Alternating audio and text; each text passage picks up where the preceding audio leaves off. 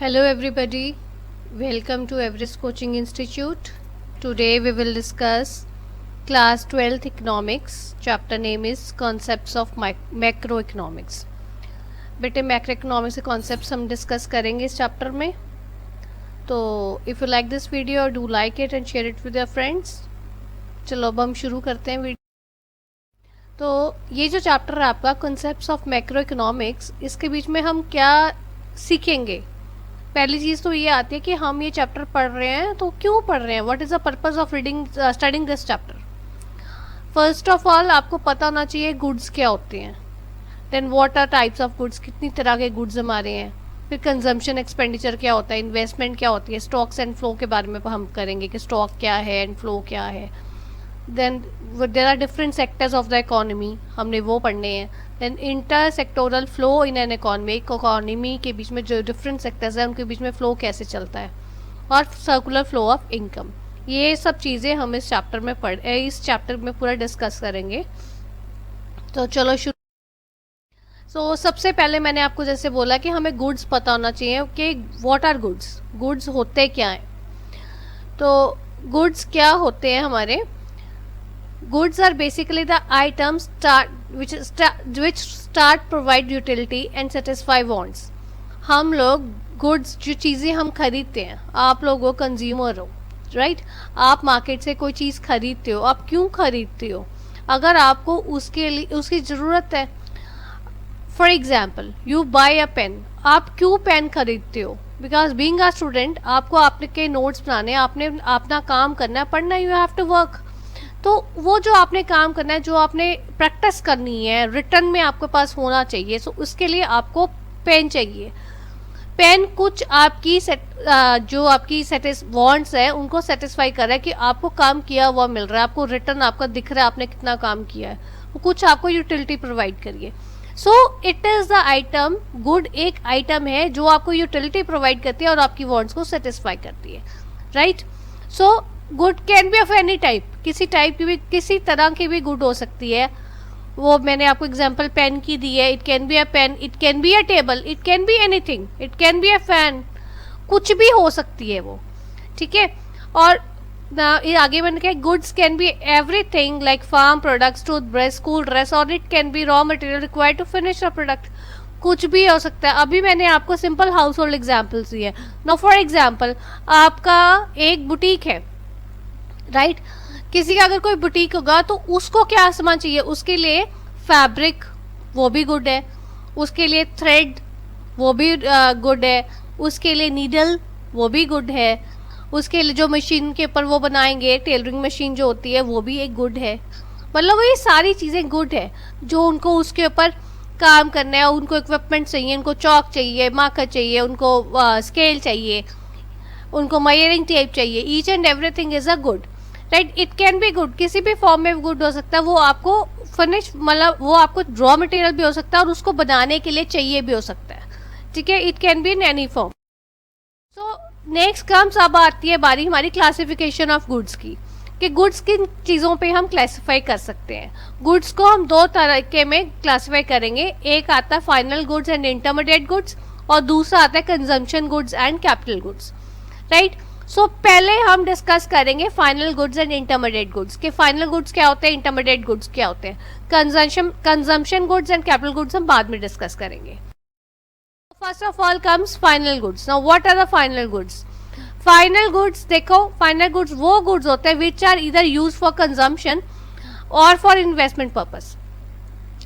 Like जो final goods है, या तो हमने कहीं पे इन्वेस्ट करना है, उसके लिए हमारा यूज हो रहा है, या हमारी वो कंजम्पशन के लिए. लाइक पेन में आपको मैंने एग्जांपल दी थी. पेन जो है वो आपका फाइनल गुड है, क्योंकि उससे आप अपना सारा काम कर रहे हो और जो आपका पास रिटर्न मटेरियल आता है, यू सेटिस्फाई योरसेल्फ कि आपने इतना पढ़ा है और आपको इतना चीज़ आपकी प्रिपेयर हो गई है, कंसेप्ट आपके क्लियर हो गए. सो that is your final good, right. या वो किसी इन्वेस्टमेंट पर्पज के लिए हो सकती है, आप किसी चीज़ में इन्वेस्ट कर रहे हो, that can be a final good. और फाइनल गुड्स के बीच में क्या आता है, goods which have cross a final line of production and are ready to be used by the final consumer. जो गुड्स अपनी लाइन ऑफ प्रोडक्शन ख़त्म कर चुकी हैं और जिनके जो रेडी हैं फाइनल यूज़र के यूज़ के लिए। अब देखो जैसे जो आपके फाइनल यूज़र के लिए बिल्कुल रेडी होगा वो आपका फाइनल गुड होगा। जो आप जिनके ऊपर कुछ प्रोडक्शन रहती है, कुछ उनकी लाइन ऑफ प्रोडक्शन कुछ रहती है, वो आपकी नहीं फाइनल गुड में आएगी, राइट। फाइनल गुड में वो चीज़ होती है जिसके ऊपर आपकी और कोई प्रोसेसिंग अभी नहीं रहती है, that is of final good, right. तो फाइनल गुड्स में यही दो चीज़ें आती हैं, आपको पता होना चाहिए, ये चीज़ ध्यान रखनी है अपने फाइनल गुड्स में, जिसमें कोई प्रोडक्शन फर्दर नहीं होनी है वो फाइनल गुड आएगा, और जो कंजम्पशन के लिए या इन्वेस्टमेंट पर्पज के लिए यूज हो रही है। Now comes classification of final goods. Classification आप कैसे करते हैं फाइनल गुड्स की, वो बेसिकली फाइनल कंज्यूमर गुड्स होते हैं और फाइनल प्रोड्यूसर गुड्स होते हैं, ठीक है। जैसे आपको पिक से क्लियरली यू कैन सी जो फाइनल कंज्यूमर गुड्स में क्या है कि ट्रक में सामान जा रहा है, इट मीन्स बिल्कुल रेडी है। ट्रक में जो आपके पास सामान आता है वो बिल्कुल रेडी होता है ना, रेडी टू यूज़। आपके पास वॉशिंग मशीन आ गई, आपके पास फ्रूट्स वेजिटेबल्स आ गए which are ready to be use by the consumer. और फाइनल प्रोड्यूसर गुड्स वो होते हैं जो आपके आगे प्रोडक्शन में काम आते हैं, ठीक है। अब हम इस चीज़ को डिस्कस करते हैं कि फाइनल प्रोड्यूसर गुड्स और फाइनल कंज्यूमर गुड्स क्या होते हैं। तो पहले हम फाइनल कंज्यूमर गुड्स पढ़ते हैं। Final consumer goods are the goods which are finally purchase by the consumer to satisfy his wants. जैसे आपको पिक से इजीली समझ आ रहा था कि ट्रक में सामान जा रहा है, जैसे हम कुछ भी खरीदते हैं, एग्जाम्पल मैंने आपको दी, फ्रूट्स है, वेजिटेबल्स है, या आपकी कोई इलेक्ट्रॉनिक आइटम है, आपका एलईडी है, वॉशिंग मशीन है, व्हाटएवर, एसी है, तो ये सारी चीज़ें क्या है, ये आपको डायरेक्टली सेटिस्फाई करते हैं कंज्यूमर को, उसको कुछ सेटिस्फेक्शन मिलती है वो चीज़ें खरीद के, उसके ऊपर उसने कोई काम नहीं करना है, ठीक है। इसकी एग्जांपल्स हैं, फ्रूट्स है, वेजिटेबल्स है, purchase by the consumer for self consumption. अब आप घर में आपकी मम्मा फ्रूट्स वेजिटेबल्स लेते हैं तो वो क्या उन्होंने आगे बेचने हैं? नो, वो जो लेते हैं वो अपनी सेल्फ कंजम्पशन के लिए, वो खुद के लिए, अपनी फैमिली के लिए लेते हैं, ठीक है। So these are your final consumer goods. Now comes final producer goods. अब फाइनल प्रोड्यूसर गुड्स कौन से होते हैं? ये वो गुड्स होते हैं which are use by the final users, जो फाइनल यूजर्स इसको यूज करेंगे। देखो इसमें दोनों में डिफरेंस है, एक कंज्यूमर गुड जो फाइनल कंजम्पशन के लिए उसने यूज करना है, और जो फाइनल प्रोड्यूसर गुड है वो फाइनल यूजर ने यूज करना है। Final producer goods are purchase by the all producers. जो फाइनल प्रोड्यूसर गुड्स है वो प्रोड्यूसर परचेज करता है और उनका वो फाइनल यूजर है। जैसे आपके फॉर एग्जांपल मैं आपको देती हूँ, आपकी स्विंग मशीन है, बुटीक में आपकी फाइनल स्विंग मशीन आप खरीद रहे हो, तो जो स्विंग मशीन बुटीक में खरीदते हैं वो उनका फाइनल प्रोडक्ट है, उसका वो एंड यूजर है, वो यूज करेंगे तो फैब्रिक बनेगा आपका, ठीक है। ये आपके एक फिक्स एसेट्स होते हैं प्रोडक्शन प्रोसेस में। जो आपकी फाइनल यूजर्स प्रोड्यूसर गुड्स होंगे जो वो यूज़ करते हैं, कोई आपकी मशीनरी होगी, कोई कुछ होगी, आपकी जो इंडस्ट्रीज में किसी चीज़ में यूज़ होगी, वो चीज़ें जो यूज़ हो रही हैं वो प्रोडक्शन की हेल्प करते हैं और उनको वो आगे सेल नहीं करते हैं। हम उन चीज़ों को आगे सेल नहीं करते हैं, तो वो चीज़ें जो हमारी यूज़ होते हैं, these are your fixed assets and these are final producer goods. इसमें एग्जाम्पल्स हैं, जैसे हार्वेस्टर्स और कंबाइंस की मैंने एग्जाम्पल दिया, फार्मर्स की आपको मैंने स्विंग मशीन की बुटीक पे एग्जाम्पल दिए। ऐसे देयर आर मैनी एग्जाम्पल्स।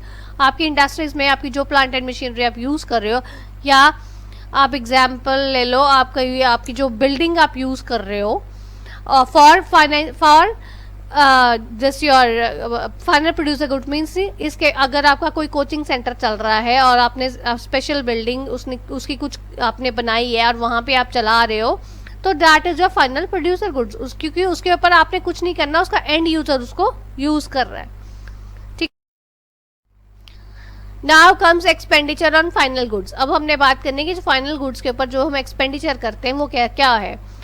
अब देखो जैसे हमने फाइनल गुड्स दो तरह के पढ़े हैं, एक फाइनल प्रोड्यूसर गुड्स और एक final consumer goods. In the same वे जो एक्सपेंडिचर भी होगा फाइनल गुड्स के ऊपर वो भी दो तरह का होगा।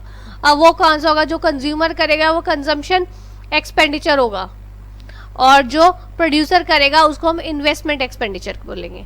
सो जो एक्सपेंडिचर फाइनल गुड्स के ऊपर होगा वो टू टाइप्स का होगा, एक कंजम्पशन एक्सपेंडिचर और एक इन्वेस्टमेंट एक्सपेंडिचर, राइट।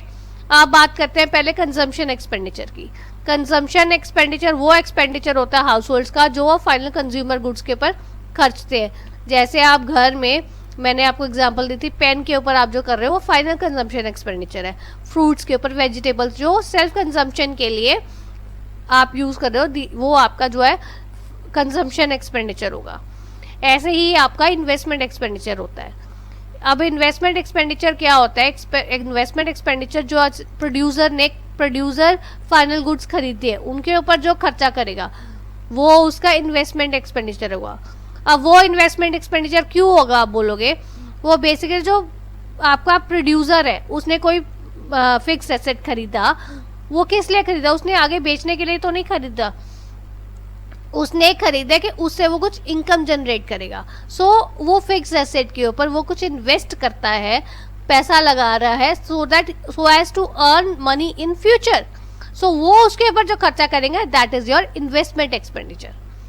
ठीक है, जैसे आपको एग्जांपल मैंने पहले दी थी, या ये बुटीक की जैसे एग्जांपल हम ले रहे हैं, वही ले लो आप। उसमें जो हम मशीनरी खरीद रहे हैं या अगर उनकी अब खुद की शॉप है, उन्होंने जो उसके ऊपर फर्नीचर खरीदा है, इंफ्रास्ट्रक्चर पे जो इन्वेस्ट किया है, वो सारा जो हमारे फिक्स्ड एसेट्स होंगे, ठीक है, मशीनरी होगी, जो भी हमारे फिक्स एसेट्स होंगे उनके ऊपर जो वो खर्चा करेगा दैट इज और इन्वेस्टमेंट एक्सपेंडिचर। क्योंकि एंड में क्या है, जो आपका बुटीक वाला है जिसने जो इतना खर्चा किया वो बेसिकली किस लिए खर्चा किया? So as to earn profits in the future. ठीक है बेटा, तो ये हमारा एक्सपेंडिचर है फाइनल गुड्स का। फाइनल गुड्स के एक्सपेंडिचर आपको आई थिंक समझ आ गया होगा कि दो तरह का होता है, कंजम्पशन एक्सपेंडिचर और इन्वेस्टमेंट एक्सपेंडिचर। ठीक है, अब हमने फाइनल गुड्स तो पूरी डिटेल में हमने पढ़ लिया। Now comes intermediate goods. पहला कॉन्सेप्ट यही था ना कि जो हमने गुड्स को क्लासिफाई करना है वो फाइनल गुड्स और इंटरमीडिएट गुड्स में करना है। So now comes intermediate goods. Intermediate goods कौन से होते हैं? इंटरमीडिएट गुड्स वो होते हैं जिनकी ऊपर अभी प्रोडक्शन पूरी हुई नहीं है, which are still under production, जिनके ऊपर कुछ काम रहता है हमारा। ठीक है, सो इन गुड्स के ऊपर value needs to be added, इनके ऊपर कुछ ना कुछ वैल्यू हमने ऐड करनी है। कुछ जैसे मान लो एक बुटीक वाले ने किसी से, मतलब उसने इंडस्ट्री से उसने फैब्रिक खरीदा, आप डायरेक्ट भी फैब्रिक सेल कर सकते हो, राइट? क्योंकि फाइनल कंज्यूमर खरीद के उसको खुद ही उसके ऊपर कुछ काम कर ले। या बुटीक वाले क्या करते हैं, वो उस फैब्रिक के ऊपर वर्क करते हैं, एम्ब्रॉयडरी करते हैं, वट एवर वर्क करते हैं और उसको फिनिश प्रोडक्ट में उसको अच्छा एक अपैरल की लुक दे देते हैं। It can be in any form, किसी भी फॉर्म की वो अपैरल की लुक देते हैं। सो उसके ऊपर कुछ वो काम करे, so that is their intermediate good, क्योंकि उसने कहीं से फैब्रिक खरीदा, उसके ऊपर कुछ काम किया है और फिर उसको सेल करना है। सो दैट इज योर इंटरमीडिएट, जिसके ऊपर हमने अभी कुछ हमारी प्रोसेसिंग हमारी रहती है। These goods are not ready to be use by the final consumers. अगर तो डायरेक्टली आप शॉप से फैब्रिक खरीद रहे हो वो तो आपका फाइनल गुड होगा, बट अगर बुटीक वाले ने खरीदा है, फैब्रिक खरीदा है, उसके ऊपर कुछ वो काम करेंगे और फिर उसको सेल करेंगे, देन दैट इज वो गुड जो है इंटरमीडिएट गुड होगा। So these goods are not ready to be use by the final users. ठीक है, these are the goods which are purchased by one producing unit from another producing unit. ये एक producing unit खरीदते दूसरी producing unit से। अभी जैसे मैंने आपको बोला ना, जो आप बुटीक वाले हैं, बुटीक वालों ने फैब्रिक खरीदा, उन्होंने किसी इंडस्ट्री से खरीदा या होलसेलर से खरीदा, जहाँ से भी उनका कांटेक्ट है, उन्होंने वहाँ से खरीदा, एक प्रोड्यूसिंग यूनिट से खरीदा और उन्होंने वो दूसरी प्रोड्यूसिंग यूनिट है जो उसके ऊपर काम करेगी, वो ऐसा सेल नहीं कर रहे हैं, उसके ऊपर कुछ काम प्रोसेसिंग उनकी रहती है। सो दैट आर यार इंटरमीडिएट गुड्स। ठीक है बेटा, आप कंफ्यूज नहीं होना कि फाइनल गुड्स और इंटरमीडिएट गुड्स, क्योंकि ये बहुत इंपॉर्टेंट कॉन्सेप्ट है, ये आपको आगे चाहिए होंगे। आपको अगर आप अभी क्लियर कर लोगे तो it will be easy for you. First of all comes double counting. हमने एक बार फाइनल गुड्स हम लोग डिस्कस कर चुके हैं, फाइनल गुड्स हमारे क्या होते हैं। सो अब हम डिस्कस करेंगे कि डबल काउंटिंग क्या होती है। इंटरमीडिएट गुड्स की हैं हमने, क्या होता है, और फाइनल गुड्स हमने की हैं। तो इंटरमीडिएट गुड्स और फाइनल गुड्स के बाद में एक बड़ा इंपॉर्टेंट कॉन्सेप्ट है, that is double counting. Double counting basically बच्चे क्या है, जो आप हम इसकी इंटरमीडिएट गुड्स की, फाइनल गुड्स की, अगर हम सबकी वैल्यू लेते हैं तो हमने देखना है तो हमारी कॉस्ट कहाँ जाती है। एक चीज़ you should keep in mind कि we never take value of raw material और the intermediate goods cost account नहीं होते फाइनल गुड में, क्योंकि फाइनल गुड में ऑलरेडी ये उसके पार्ट हैं। अगर मान लो मैं आपको एग्जांपल देती हूँ, जैसे एक कोई स्वीट शॉप है, वो स्वीट्स बना रहे हैं, जब वो मिठाई बना रहे हैं, लेट इट बी लाइक वो कोई भी मिठाई बना रहे हैं, रसगुल्ले बना रहे हैं या कोई बर्फ़ी बना रहे हैं, वॉट एवर जो भी वो बना रहे हैं, तो उसके बीच में उनका रॉ मटेरियल कितना यूज़ हुआ होगा। अब जैसे मिल्क है, स्वीट्स बनाने के लिए मिल्क चाहिए। मिल्क जो है, मिल्क देखा जाए तो वो उनका इंटरमीडिएट गुड है, क्योंकि या तो उनका पोल्ट्री का काम होगा, तो उनकी सेल्फ मतलब खुद वो यूज़ कर रहे हैं अपना, बट उन लोगों ने किसी से ख़रीदा है। उन लोगों ने जब किसी से ख़रीदा तो it is the intermediate good. आप देखो कहीं से जब उन्होंने मिल्क को परचेज़ किया है, तो जिससे उन्होंने परचेज़ किया है उन्होंने उनको फ्री तो नहीं दिया, अपनी कॉस्ट लगाई है। सो उसमें ऑलरेडी कॉस्ट उसकी उन्होंने पे कर दी है। अब जब वो उस मिल्क से कोई भी स्वीट बनाते हैं या वी कैन से वो कर्ड बनाते हैं, चलो अगर वो कर्ड बनाते हैं तो मिल्क से जो उन्होंने ये शॉपकीपर ने, आपको पता है स्वीट शॉप वगैरह वाले आजकल कन्फेक्शनरी शॉप्स पे आपको जो कर्ड है वो ब्रांड्स का भी मिल जाता है, वेरका, मेट्रो, सुपर, इन सब चीज़ों का भी मिल जाता है, अमूल का। बट आपको जो कर्ड है वो मतलब देसी, वो जो घर में उन्होंने अपने आप उन्होंने जमाया होता है, वो कर्ड भी आपको मिल जाता है। सो अब जो उस कर्ड के लिए जो उन्होंने मिल्क यूज़ किया, मिल्क तो उन्होंने ख़रीदा, that is their intermediate good. तो उन्होंने उस मिल्क की, जब उन्होंने उस मिल्क से कर्ड बनाया, तो वो कर्ड की कॉस्ट में वो मिल्क की कॉस्ट उन्होंने ऐड कर ली। अब देखो, अगर हम फाइनल गुड में कर्ड अगर हम देखें वो कर्ड की कॉस्ट भी, जो जिस कर्ड पे कॉस्ट पे वो बेच रहा है, वो कॉस्ट भी ले, लेट इट बी 20 रुपीज़, और हमने मिल्क उसमें लगा हमारा for example we can say 10-12 rupees का मिल्क लगा है, उसमें थोड़ा सा कर्ड भी लगा है उसको बनाने के लिए। सो टोटल कॉस्ट तो कितनी बन जाएगी, 30-35 बन जाएगी। बट एक्चुअल में वो उतनी कॉस्ट से तो, इतनी कॉस्ट से कोई भी नहीं लेगा। तो जो उस इसका मतलब क्या है, वो जो उसे वो 20 रुपये चार्ज कर रहा है, उसके बीच में दूध की कॉस्ट ऑलरेडी है जो उसने खरीदा है। सो मैं आपको ये बात बताना चाहती हूँ कि जो फाइनल गुड्स है उसमें ऑलरेडी इंटरमीडिएट की कॉस्ट होती है, हमें अलग ऐड नहीं करती हैं, हमने सिर्फ फाइनल गुड की वैल्यू ही लेनी है। ये आपको मैं इसलिए बता रही हूँ कि आगे जब आप नेशनल इनकम कैलकुलेट करोगे, जीडीपी कैलकुलेट करोगे, उस चीज़ में आपने इंटरमीडिएट कॉस्ट और फाइनल गुड कॉस्ट को आपने ध्यान रखना है। आपको क्वेश्चन में दे रखी होगी इंटरमीडिएट कॉस्ट, बट वो सिर्फ आपको कंफ्यूज करने के लिए दी होगी, आपने सिर्फ वैल्यू ऑफ फाइनल प्रोडक्ट लेनी है, अदरवाइज डबल काउंटिंग हो जाएगी और कॉस्ट बहुत ज़्यादा बन जाएगी। ठीक है, तो फर्स्ट पॉइंट इसका क्या है, value of intermediate good becomes a part of value of final good. ये मैंने आपको भी समझाया है। इंटरमीडिएट कंजम्पशन और intermediate cost is the expenditure on intermediate goods by the producer. Obviously जो इंटरमीडिएट उन्होंने गुड्स खरीदे हैं प्रोड्यूसर ने कुछ बनाने के लिए, जैसे मैंने आपको अभी कर्ड की एग्जांपल दी, मिल्क उन्होंने खरीदा है, तो मिल्क के ऊपर इंटरमीडिएट गुड है मिल्क उनका, वो जो मिल्क है वो मिल्क के बीच में उस कॉस्ट को जो हम कहते हैं वो इंटरमीडिएट कॉस्ट है। ठीक है, ये इंटरमीडिएट कंजम्पशन होती है और इसकी कॉस्ट को बोलते हैं इंटरमीडिएट कॉस्ट। इंटरमीडिएट गुड के ऊपर जो कॉस्ट लगती है उसको इंटरमीडिएट कॉस्ट बोलते हैं। सो ये प्रोड्यूसर इनकर करता है। ठीक है, intermediate cost is not included in the estimation of national income और नेशनल प्रोडक्ट। ये मैंने आपको पहले ही बता दिया, नेशनल इनकम में या नेशनल प्रोडक्ट में, जीडीपी, जीएनपी में किसी चीज़ में हम इसको इंटरमीडिएट कॉस्ट को इंक्लूड नहीं करते हैं। अगर आपको पेपर में क्वेश्चन में दिया है तो आपने ध्यान रखना है, वो सिर्फ आपको कंफ्यूज करने के लिए दिया, आप लोगों ने उसको नहीं लेना है। राइट, ग्रॉस वैल्यू एडिशन और gross product of the producer is equal to value of output minus intermediate consumption. कितनी उसने वैल्यू ऐड की है या ग्रॉस प्रोडक्ट क्या है प्रोड्यूसर का, वो आपका आएगा value of output minus intermediate consumption. ठीक है बेटा, सो ये आपका कॉन्सेप्ट था डबल काउंटिंग। नाउ कम्स, आपने देखा फाइनल गुड्स भी हम लोगों ने पढ़े, इंटरमीडिएट गुड्स भी हम लोगों ने पढ़े, पर हमें कैसे पता चलेगा कि कौन सा गुड फाइनल गुड है और कौन सा इंटरमीडिएट गुड है?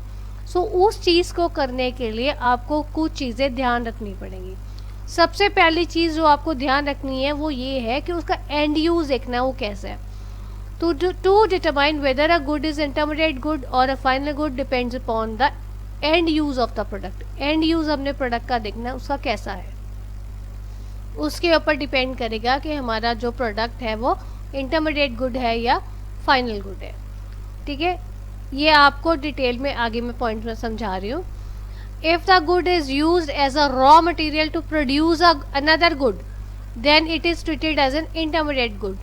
मान लो वो प्रोडक्ट जो है आगे किसी और प्रोडक्ट को बनाने के लिए यूज़ हो रहा है इंटरमीडिएट गुड की तरह, तो उसको हम इंटरमीडिएट गुड कहते हैं। जैसे मैंने आपको अभी एग्जांपल दी कर्ड की, या आप किसी स्वीट शॉप पे किसी स्वीट की एग्जांपल ले लो। मिल्क, डेयरी प्रोडक्ट्स आपको चाहिए होते हैं, मिल्क आपको चाहिए, शुगर आपको चाहिए, सारे आपके इंटरमीडिएट गुड्स हैं जो आप किसी और से खरीदते हो, पर आप उनको ऐसा उसको सेल के लिए नहीं हम करते हैं, उससे हम चीज़ बनाएंगे और फिर उसको सेल करेंगे। जब हम उसकी कोई चीज़ बनाएंगे, जब वो मिल्क और उस शुगर से कोई आपकी स्वीट बनेगी, then that is an intermediate good, और उसके ऊपर जो खर्चा होगा वो इंटरमीडिएट एक्सपेंडिचर होगा। ठीक है, next is if it is purchased and resold by the producer even then it is an intermediate good. अगर मान लो कोई प्रोड्यूसर है,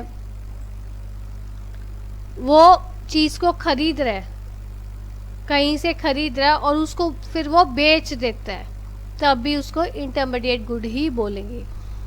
इसकी जैसे मैं आपको एग्जांपल देती हूँ। आप जो आपके ये स्वीट शॉप वाले हैं वहाँ से आप देखो तो दूध भी मिल जाता है आपको, loose milk you also get. वो जो लूज़ मिल्क आपको मिलता है, उन्होंने किसी डेयरी वाले के साथ डील हुई होती है उनकी, उनसे वो दूध लेते हैं और वो कुछ दूध तो वो आगे से अपनी स्वीट्स बनाने में, कर्ड बनाने में, पनीर बनाने में वो यूज़ कर देते हैं, और कुछ मिल्क जो है वो ऐसा सोल करते हैं। जो ऐसा सेल करते हैं वो भी हमारा इंटरमीडिएट गुड आएगा, वो हमारा फाइनल गुड नहीं है। ठीक है, क्योंकि वो आगे रीसेल कर रहे हैं। Now if the product is used by the producer as a fixed asset then it is the final good. अगर वो फिक्स्ड एसेट की तरह उस गुड को यूज़ कर रहे हैं तो वो आपका फाइनल गुड होगा। इसकी एग्जांपल देती हूँ। जैसे मैंने आपको फाइनल गुड्स और इंटरमीडिएट गुड्स में आपको मैंने एग्जांपल दी थी स्विंग मशीन की। एक बुटीक पे जो स्विंग मशीन बुटीक वालों ने खरीदी है, that is a fixed asset. उनका वो फिक्स्ड एसेट है, वो मशीन तो नहीं बेच रहे हैं, बट वो मशीन से प्रोडक्ट्स बना के, ड्रेसेस अपरल्स बना के वो बेचते हैं, सेल करते हैं। सो जो उनकी मशीन उन्होंने खरीदी है वो उनका फिक्स एसेट है, उसको हम फाइनल गुड बोलेंगे, उसको इंटरमीडिएट गुड नहीं बोलेंगे, क्योंकि हम वो मशीन के ऊपर कुछ करके उसको सेल नहीं कर रहे हैं। ठीक है, समटाइम्स व्हाट हैपन्स, ये बहुत इंपॉर्टेंट चीज़ है जो आप ध्यान से समझ लो। कोई गुड है, पार्टली उसको हम इंटरमीडिएट गुड बोलते हैं, पार्टली हम उसको फाइनल गुड बोलते हैं। ठीक है, कोई प्रोडक्ट ऐसा होता है जो हम पार्टली उसको इंटरमीडिएट बोलेंगे और पार्टली उसको फाइनल बोलेंगे। इस चीज़ को मैं आपको एग्जांपल से समझाती हूँ। जैसे मान लो एक कोई आपका डेयरी फार्मर्स है, ठीक है, वो डेयरी फार्मर्स क्या करते हैं, उनका जो दूध का बिजनेस है, वो जो दूध है एक कुछ तो वो डायरेक्ट शॉप हाउस होल्ड्स को सेल करते हैं कुछ पार्ट, और कुछ पार्ट वो शॉपकीपर्स को सेल करते हैं, जिससे वो शॉपकीपर्स अपनी sweet, paneer, curd, whatever they made कुछ ना कुछ बनाते हैं और वो रीसेल करते हैं। अब देखो, जो तो हमने पार्ट सीधा हाउस होल्ड्स को बेचा है उनके कंजम्पशन के लिए, that will be treated as a final good.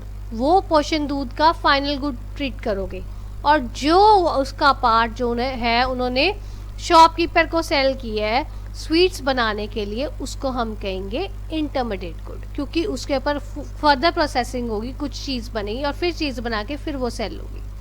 ठीक है, तो सम टाइम्स हमने कोई चीज़ जो है वो पार्टली हमारे को इंटरमीडिएट लेनी पड़ेगी और पार्टली हमें फाइनल लेनी पड़ेगी। ठीक है बेटा, अब आपको समझ आया हमारा फाइनल गुड और इंटरमीडिएट गुड में कैसे हमें पता चलेगा कौन सा गुड हमने फाइनल लेना है और कौन सा गुड हमने इंटरमीडिएट लेना है। ओके, नाउ कम्स दोनों में डिफरेंस क्या है, इंटरमीडिएट गुड में और फाइनल गुड्स में डिफरेंस क्या है।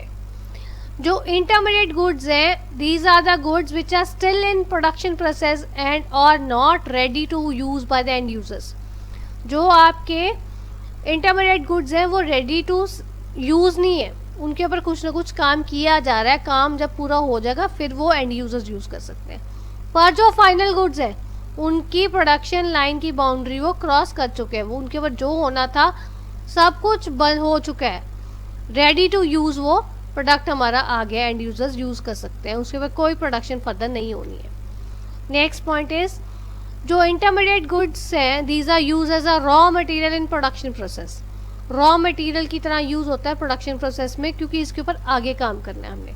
जो फाइनल गुड्स है वो हमारे रॉ मटेरियल की तरह यूज़ नहीं हो सकते, वो सीधा ही हमारे एंड यूजर्स के पास जाते हैं final goods.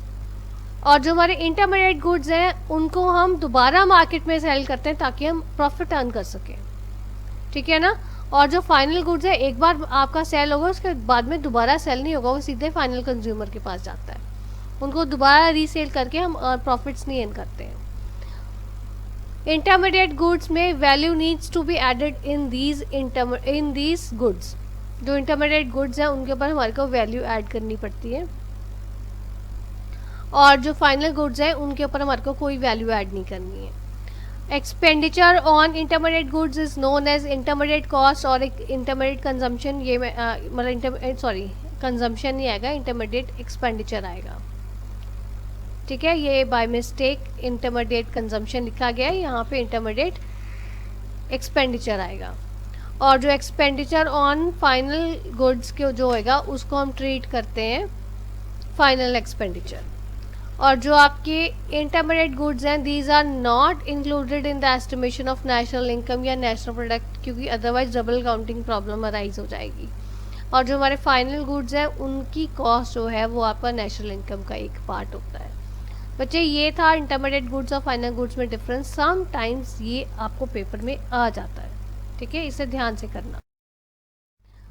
Now comes consumer goods. अब हमने कंज्यूमर गुड्स पढ़ने हैं। कंज्यूमर गुड्स क्या होते हैं? कंज्यूमर गुड्स को हम कंजम्पशन गुड्स भी बोलते हैं, और कंज्यूमर गुड्स जो है वो these are directly used for the satisfaction of human wants.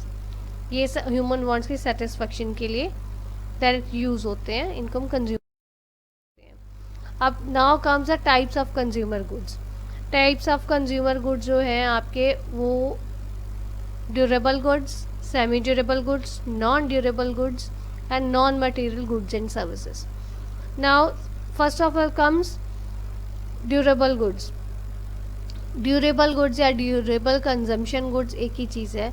ये कौन से गुड्स होते हैं, जैसे आपको पिक से समझ भी आ जाएगा, जो हम सालों साल यूज़ करते हैं, which are used repeatedly for years, several years and are of relatively high value, ठीक है। फॉर एग्जांपल आप कोई भी ले लो, इलेक्ट्रॉनिक आइटम ले लो, आपका पास डेस्कटॉप है, लैपटॉप है, एलईडी है, वॉशिंग मशीन है, मिक्सर जूसर ग्राइंडर है, लाइक दिस। ये जो चीज़ें हैं ये ऐसे वन टाइम यूज़ तो नहीं, ये रिपीटेडली आप यूज़ करते हो। So these are your durable consumption goods और ड्यूरेबल गुड्स, ठीक है। Next come semi durable goods.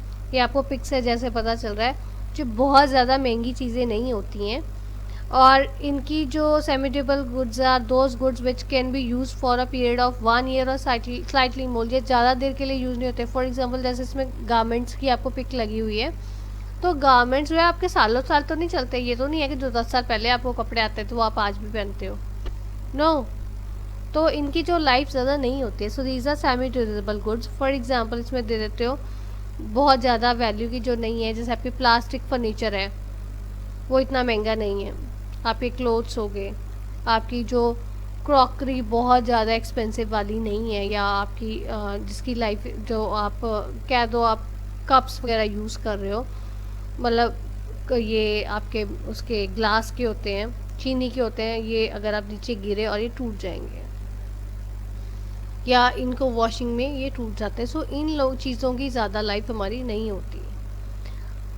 Next comes non durable goods या single use consumption goods. Non durable goods या सिंगल यूज़ कंजम्पशन गुड्स वो होते हैं जो आपकी एक मतलब जिनकी वन यूज़ में उनकी जो है वो लाइफ ख़त्म हो जाती है। जैसे आप ले लो, जो आपकी कोई भी आपकी इटेबल आइटम ले लो, once you have eaten it is finished, so ये आपकी नॉन ड्यूरेबल है, इनकी लाइफ नहीं है।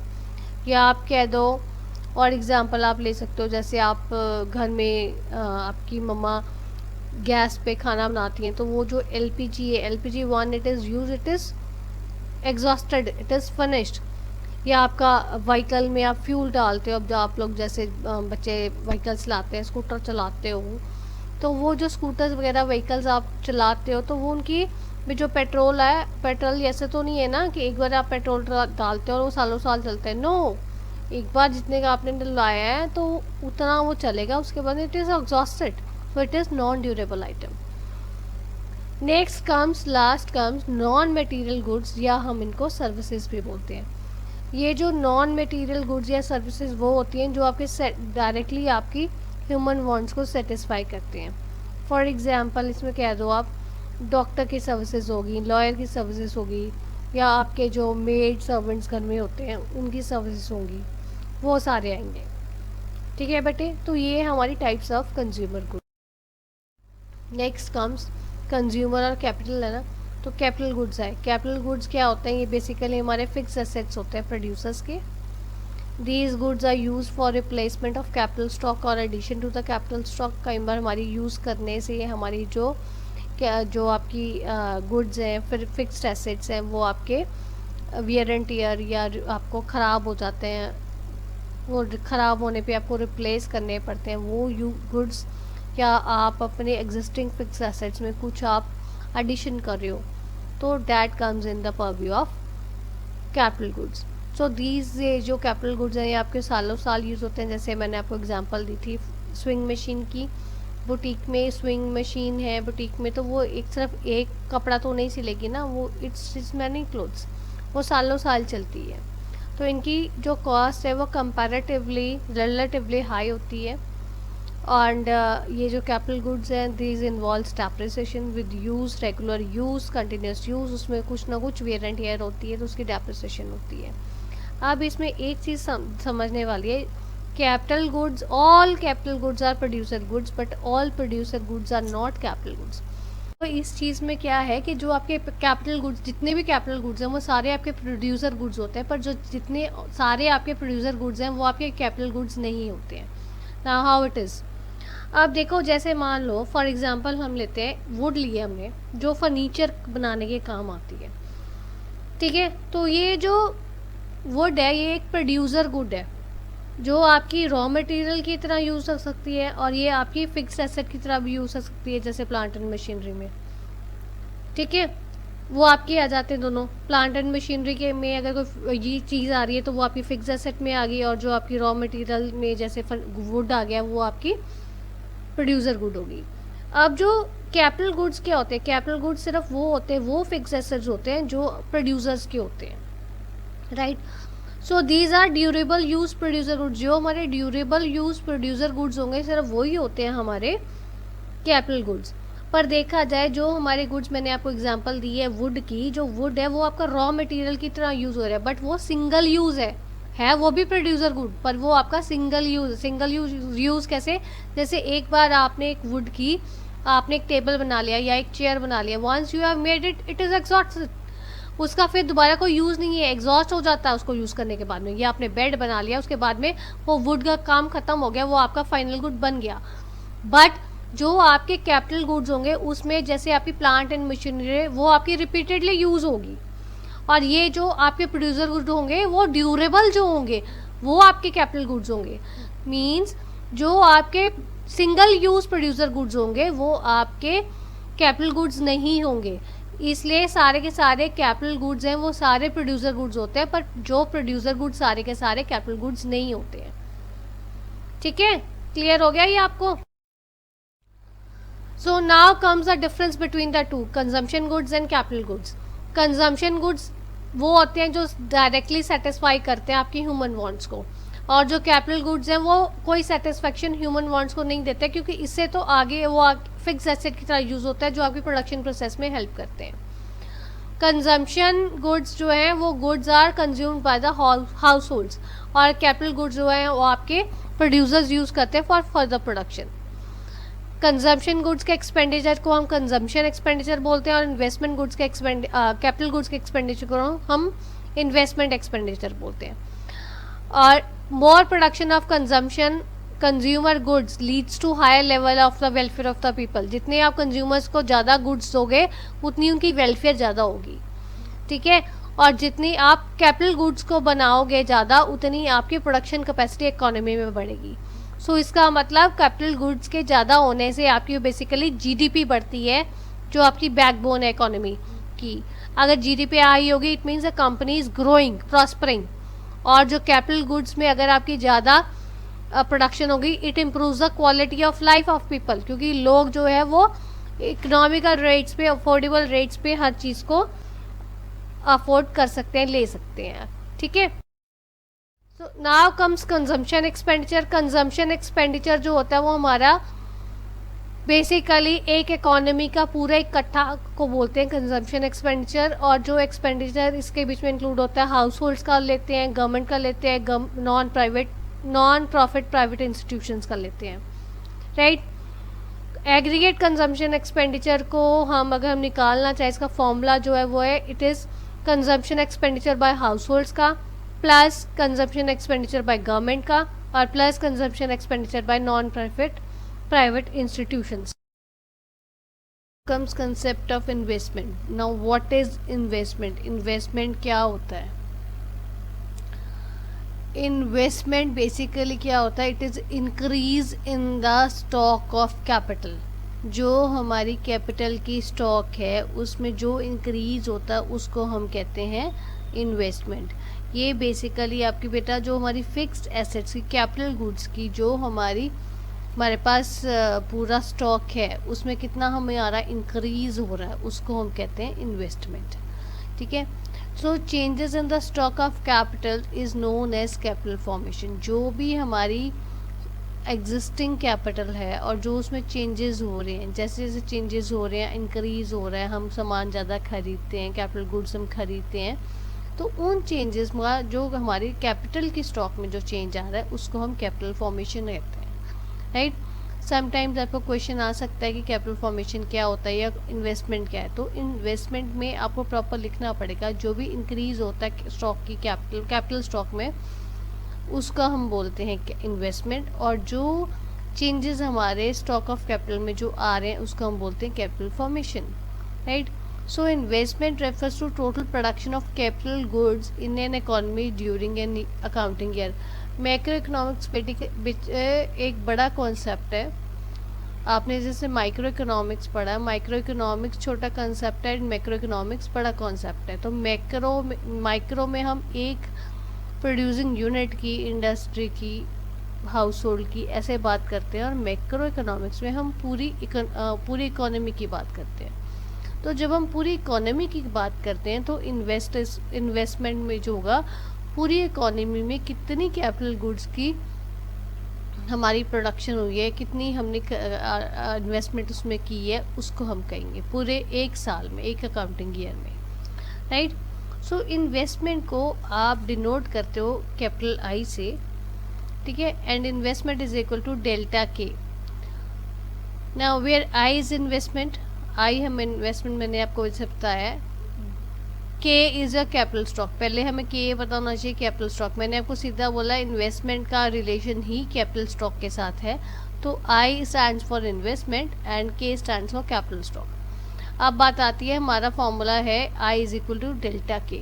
नाउ व्हाट डेल्टा के इज? सो डेल्टा के represents changes in the capital stock during the year. एक साल में कितनी हमारी कैपिटल स्टॉक में चेंजेस आई हैं वो हम बोलते हैं डेल्टा के से। सो ये बेसिकली आपको इन्वेस्टमेंट का एक ओवरव्यू मैंने दिया कंसेप्ट का कि क्या होता है और कैसे हम उसको डिनोट करते हैं, ठीक है। आगे आ जाता है हमारा कंपोनेंट्स ऑफ इन्वेस्टमेंट। इन्वेस्टमेंट के क्या क्या हमारे कंपोनेंट्स हैं? बेसिकली हमारी इन्वेस्टमेंट के दो तरह के कंपोनेंट्स होते हैं। एक होता है फिक्स्ड इन्वेस्टमेंट और सेकंड होता है इन्वेंटरी इन्वेस्टमेंट, ठीक है। Fixed investment and inventory investment. So अब इनको हम होता है, फिक्स इन्वेस्टमेंट क्या होता है। सबसे पहले हम फिक्स इन्वेस्टमेंट देखेंगे।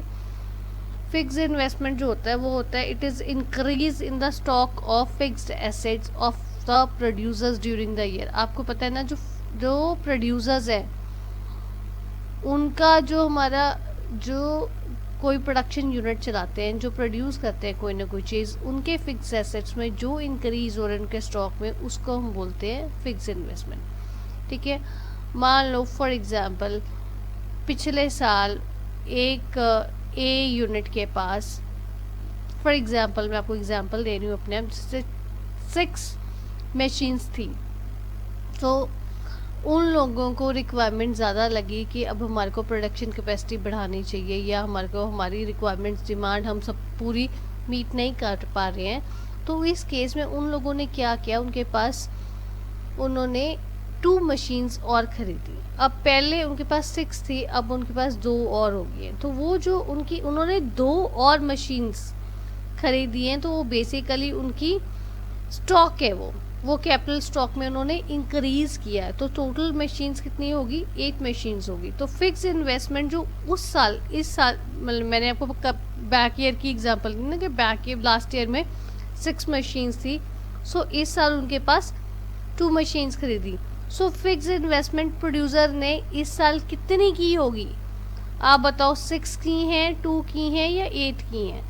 So the answer will be, उसने इस साल तो 2 और खरीदी है ना, तो 2 machines will be his investment, fixed investment during the current year. ठीक है, सो अब है कि फिक्स्ड इन्वेस्टमेंट को, increase in stock of fix asset को हम कैसे, प्रोड्यूसर का जो निकालते हैं इस साल, वो हम कैसे करते हैं, फॉर्मूला क्या है, उसको कंप्यूट करने का फॉर्मूला क्या है, stock of fixed assets with the producer eight the end of the year minus stock of fixed assets with the producer at the beginning of the year, means closing stock minus opening stock. तो आपका change in stock आ जाता है, right. सो जो closing हमारे पास जो fixed assets की entry है साल के एंड में, उसमें से हम ओपनिंग एंट्री, जो ओपनिंग स्टॉक हमारा था बिगिनिंग ऑफ द ईयर में, उसको सब्ट्रैक्ट कर देंगे, तो जो आंसर आएगा that will be your answer. अब जैसे मैंने अभी आपको एग्जांपल दी थी, मैंने आपको दी थी पहले 6 मशीन्स थी पिछले साल, 2 हमने इस साल खरीदी, तो क्लोजिंग स्टॉक कितना आएगा 8, ओपनिंग स्टॉक कितना था 6। सो एडिशन कितनी की है, क्या हमने इस साल में हमने कितनी इन्वेस्टमेंट की, 2 मशीन्स की। ठीक है बेटा। So now comes inventory investment. ये तो था हमारा फिक्स इन्वेस्टमेंट।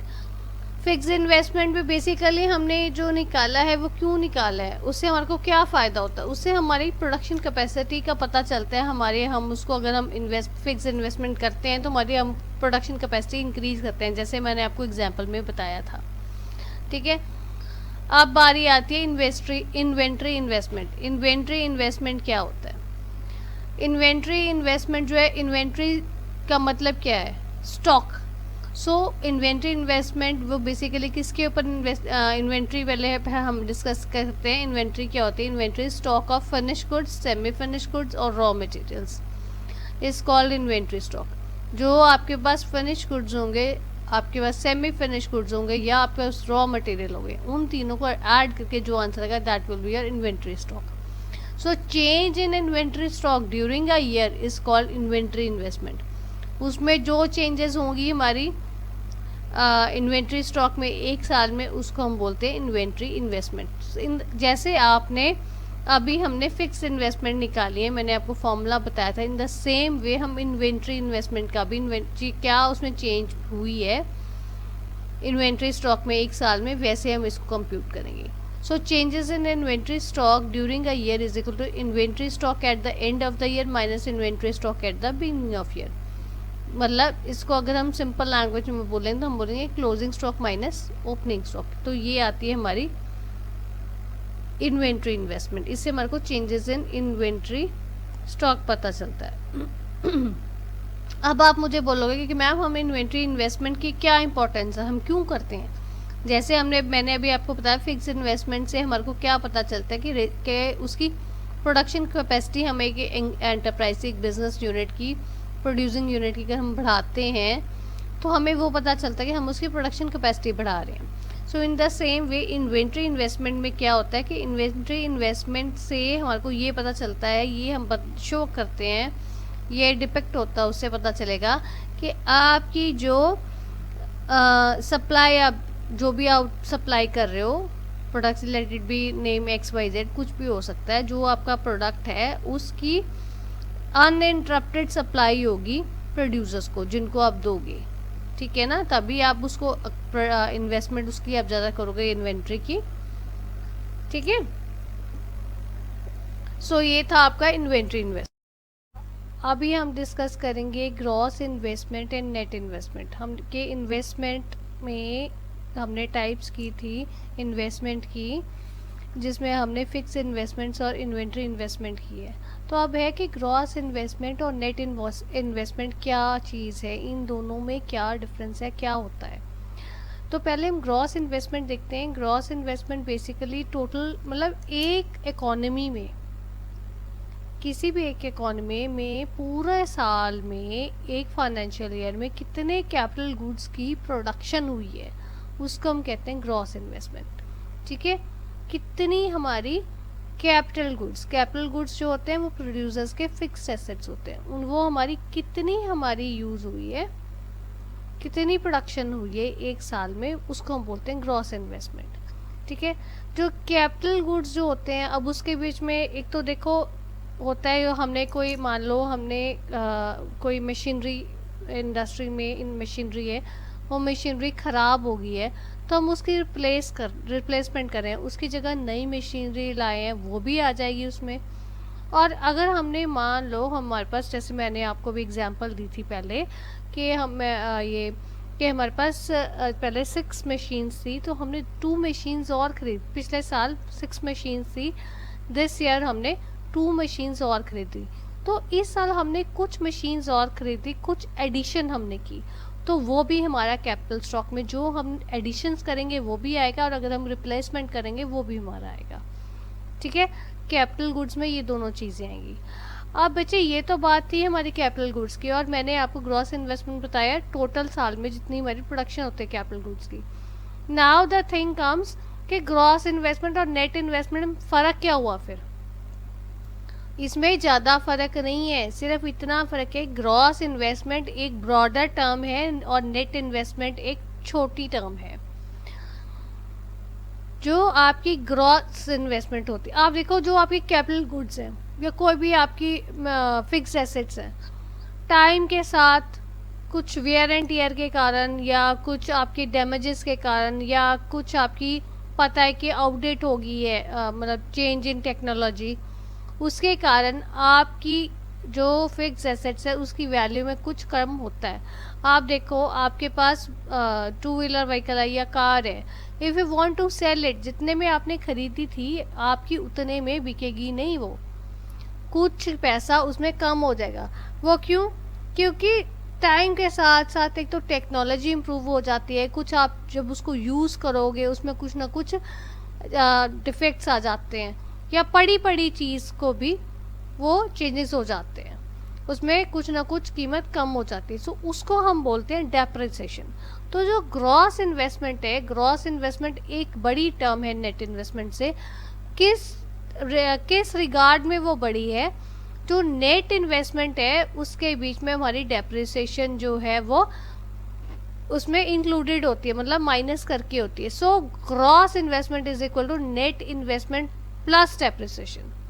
जो हमारी मार्केट वैल्यू आज है उसकी मशीनरी की, जो हमने 10 साल पहले खरीदी थी, उसके बीच में अगर हम डेप्रिसिएशन ऐड कर देंगे तो हमारी ग्रॉस इन्वेस्टमेंट आती है।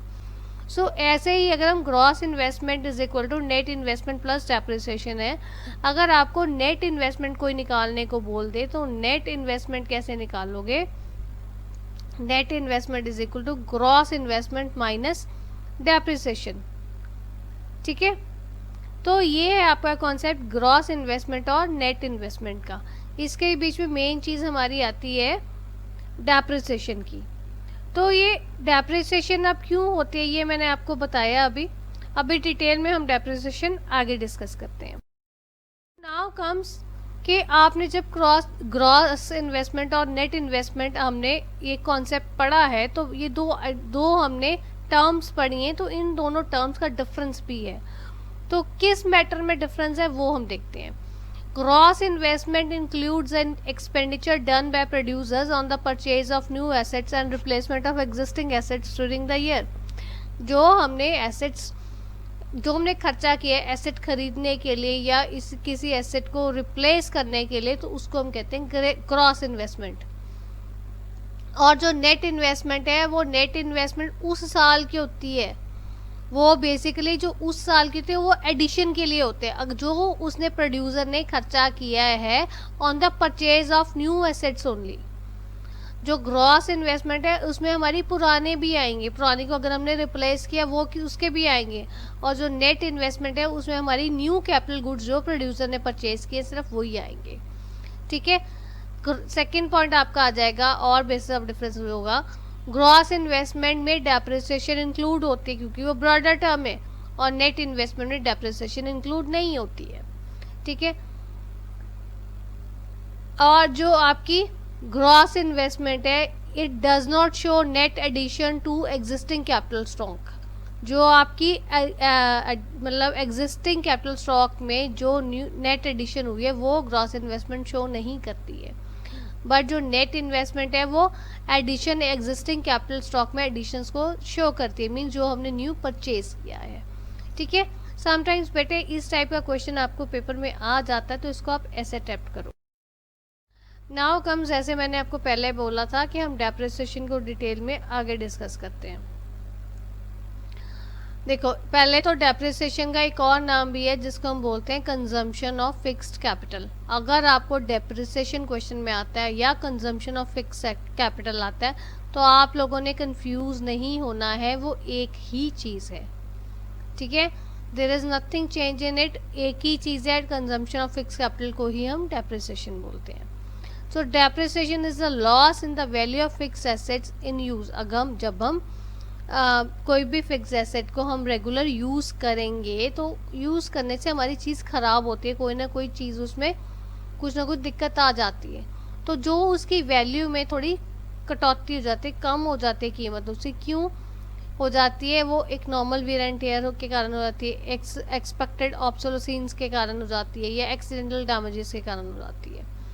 इन सब चीज़ों के कारण जब हम चीज़ को यूज़ करते हैं तो वो चीज़ ख़राब होती है। अब नॉर्मल एग्जांपल लो, आपका स्कूटर है, आप ड्राइव करते हो, स्कूटर भी तो रिपेयर एंड मेंटेनेंस मांगता है ना। आप उसको रेगुलर चला रहे हो, बेशक बहुत केयरफुली आप उसको ड्राइव कर रहे हो, but it needs maintenance.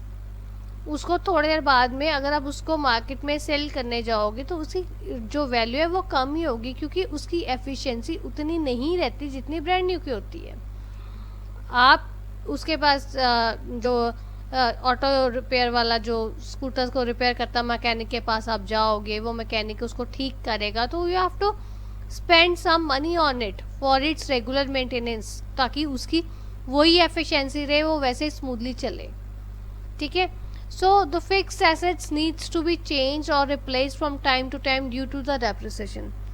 Fixed asset जो है हमें तो कुछ टाइम के बाद में हमें चेंज करने पड़ते हैं। क्यों? क्योंकि उसकी वैल्यू में डेप्रिसिएशन आ जाती है, वो उतनी अच्छी एफिशिएंसी नहीं देती है। ठीक है ना, कोई भी व्हीकल है या कोई भी आपकी मशीनरी है, वो एक टाइम है, उसकी एक लाइफ है, जिस लाइफ में जिस टाइम में आप उसको यूज़ कर सकते हो, उसके बाद में उसकी कीमत कम होती है।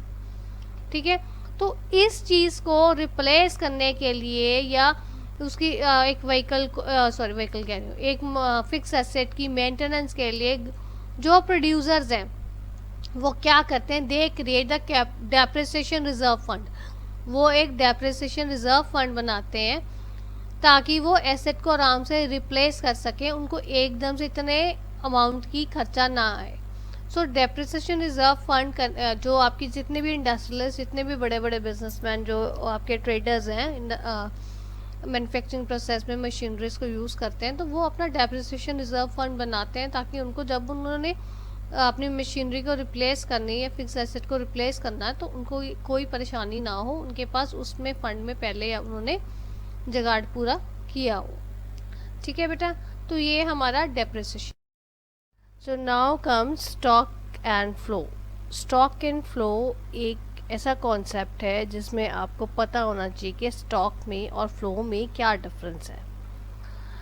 बेटा जो स्टॉक होता है, जैसे आपको मैंने फिगर में दिखाया हुआ है, stock is a quantity measured at a fixed और पर्टिकुलर पॉइंट ऑफ टाइम। एक पर्टिकुलर टाइम के ऊपर क्या क्वांटिटी है आपके पास, किसी चीज़ का कितना स्टॉक है आपके पास, वो पता चलता है।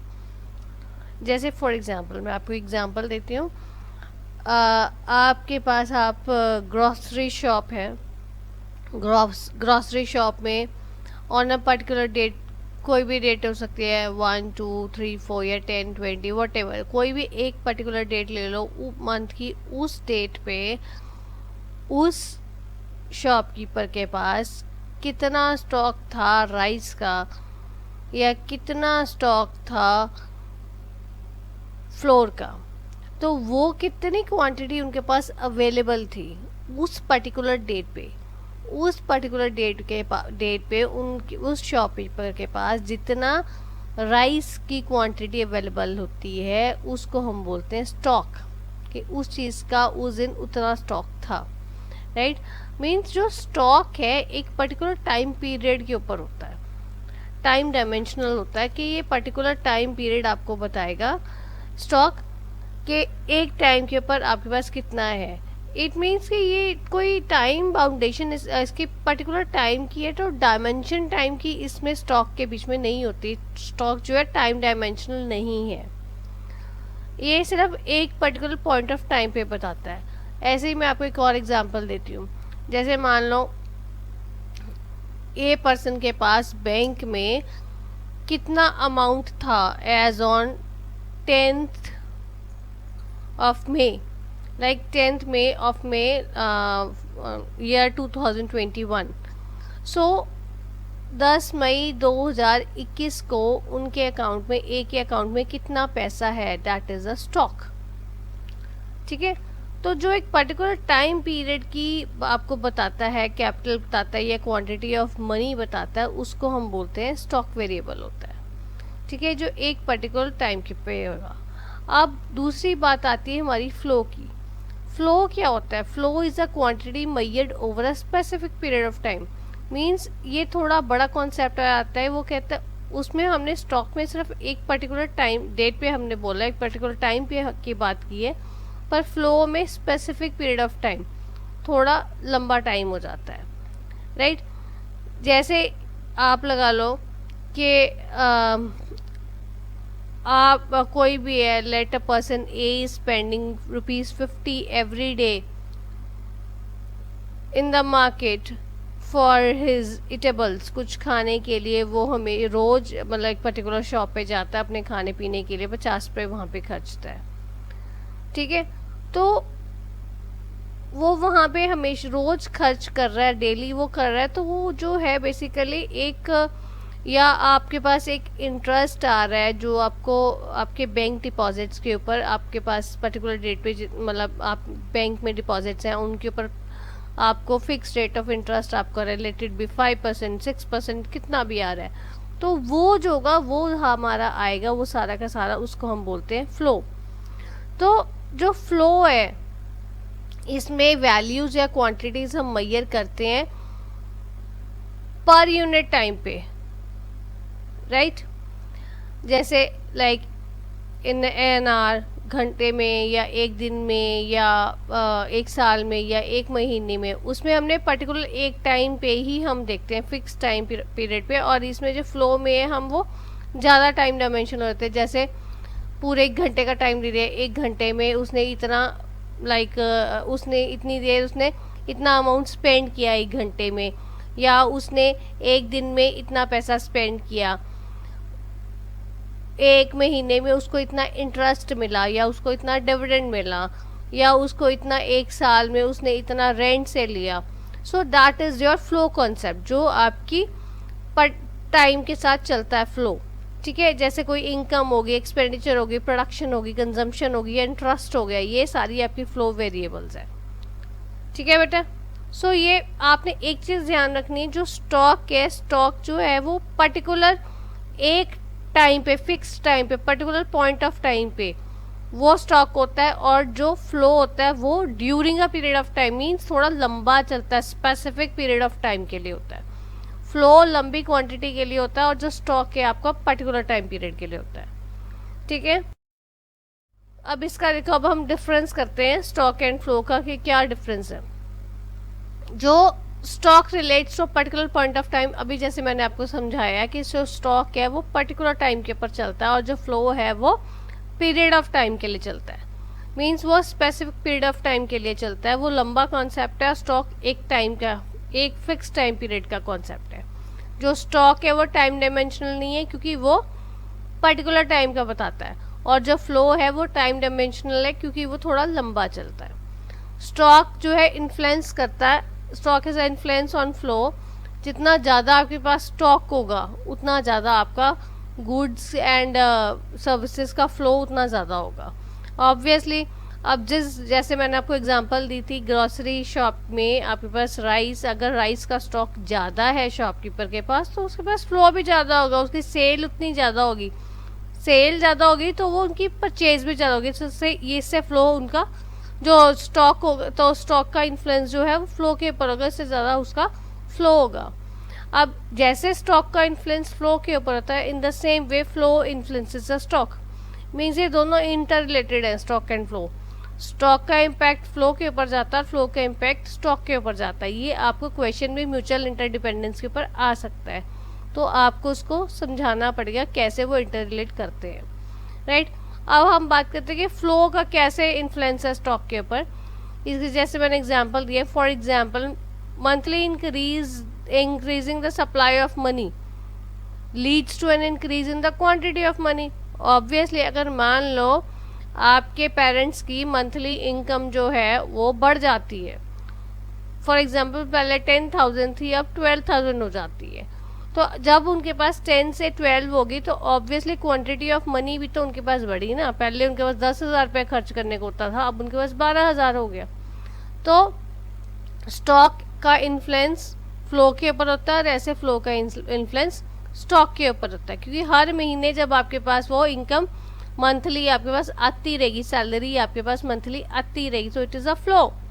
ठीक है, आगे है, in economics some concepts do not have their stock aspect as in the case of imports and exports. Economics के बीच में कुछ ऐसे कॉन्सेप्ट्स है जिनका स्टॉक एस्पेक्ट नहीं है।